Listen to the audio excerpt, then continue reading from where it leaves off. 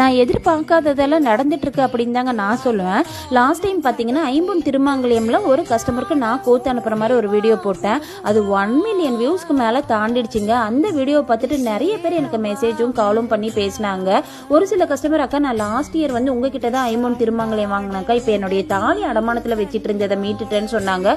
ஒரு கஸ்டமர் பாண்டிச்சேரின்ட்டு தான் நினைக்கிறேன், கால் பண்ணி என்கிட்ட பேசினாங்க. அக்கா நான் ஒரு 2 பவுன் பார்வையில் வந்து ஒரு முறுக்கு செயின் வாங்கிட்டேங்க்கா, தேங்க்ஸுக்கா அப்படின்ட்டு எனக்கு சொன்னாங்க.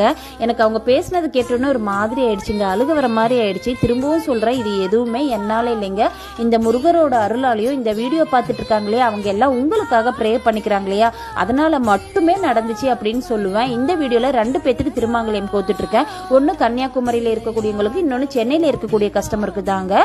கவலையே படாதீங்க சிஸ்டர், நெக்ஸ்ட் டைம் இதில் இருக்கிற பொருள் எல்லாமே நீங்களும் தங்கத்தில் போடுவீங்க. அழகான நடை வைத்து விளையாட